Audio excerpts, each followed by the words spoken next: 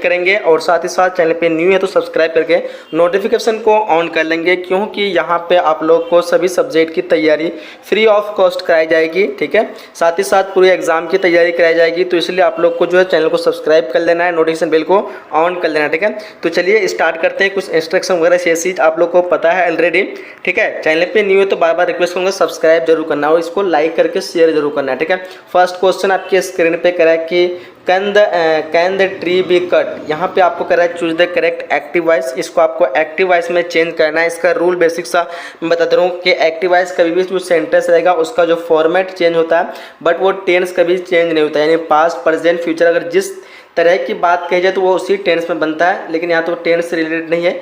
तो हमको यहाँ पे बनाना है cut the tree, can the tree be cut. इसको हमको एक्टिव अगर बनाना है तो इस क्वेश्चन का जो करेक्ट आंसर हो जाएगा वो can be cut the tree.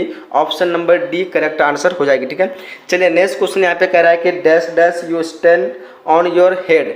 अब देखो यहाँ पे इस क्वेश्चन का जो करेक्ट आंसर की बात करेंगे तो यहाँ पे लगेगा can you stand on your head, बिल्कुल करेक्ट आंसर हो जाएगी।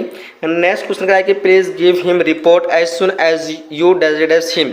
अब यहाँ पे क्या कह रहा है कि प्लीज़ गिव हिम, उसको रिपोर्ट देने के लिए बात कही जा रही है कब, जब आप जितना जल्दी पहुंचते हैं, यानी पहुंचने नहीं, अभी पहुंचा नहीं, यानी फ्यूचर की बात की जा रही है। तो फ्यूचर वाला यहाँ पे वर्ब जो हमको विल नजर आता है, यानी विल, ऑप्शन नंबर यहाँ पे विल सी हो जाएगा। ठीक है, तो please give him this report as soon as you will see him. ठीक है, जैसे आप उससे मिलेंगे, तो यहाँ पे फ्यूचर की बात करें इसलिए हम लोग विल सी का प्रयोग करेंगे। Option number A correct answer हो जाएगा। नेक्स्ट क्वेश्चन करें हम लोगों को, he asked me what my name was. उसने मुझसे कहा कि मेरा नाम क्या था। इसको आपको बनाना है, डायरेक्ट नरेशन बताना है। तो 4 नंबर क्वेश्चन का जो करेक्ट आंसर हो जाना चाहिए मेरे ख्याल से, he said to me what is your name. Option number A हो जाना चाहिए। चलिए नेक्स्ट क्वेश्चन करा हम लोगों को कि I does him for what he had done for me. आप यहाँ पे कह रहा है choose the correct tense form.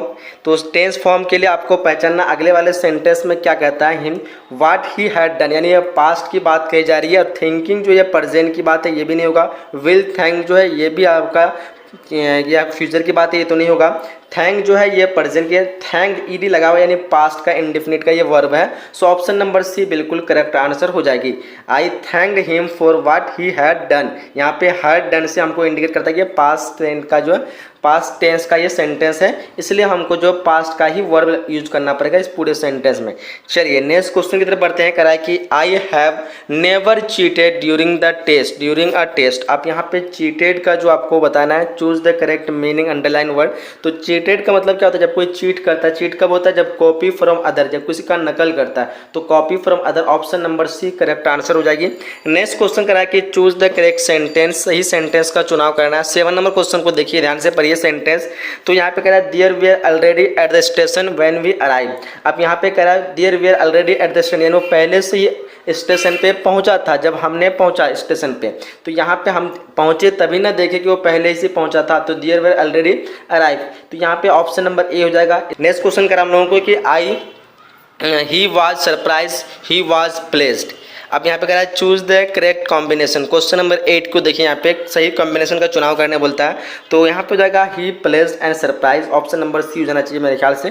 ठीक है, अगर आप लोग कोई कंफ्यूज हो रहा है तो कमेंट बॉक्स में लिख सकते हैं। क्वेश्चन नंबर 9 कह रहा है keep your valuable, choose the correct option. इसके लिए हम लोग इस्तेमाल करते हैं, जब भी हम कीप योर वैल्यूएबल इस टाइप के वर्ड लाते हैं तो अनलेस और अनटिल का यूज करते हैं। ऑप्शन नंबर ए हो जाएगा मेरे ख्याल से। ऑप्शन नंबर ए इस क्वेश्चन का करेक्ट आंसर। क्वेश्चन नंबर 10 कह रहा है कि गो एंड सिट हरी।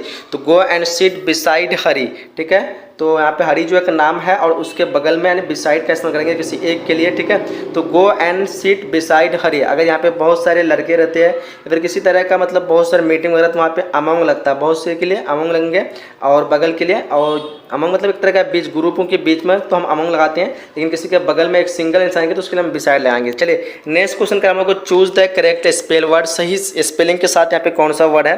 तो इस क्वेश्चन का correct answer option number C agreement, जो कि आर्गूमेंट जो है ये कि बिल्कुल करेक्ट सेंटेंस है, ARGUMENT आर्गूमेंट। चलिए नेक्स्ट क्वेश्चन कर हम लोगों को choose the correct synonym of actual. Actual का सिनोनिम जो हो जाएगा वो रियल हो जाएगा, मतलब उसका हम सकल वर्ड एक्चुअल मतलब सचमुच, रियल मतलब भी सचमुच। Option number A correct answer हो जाएगी।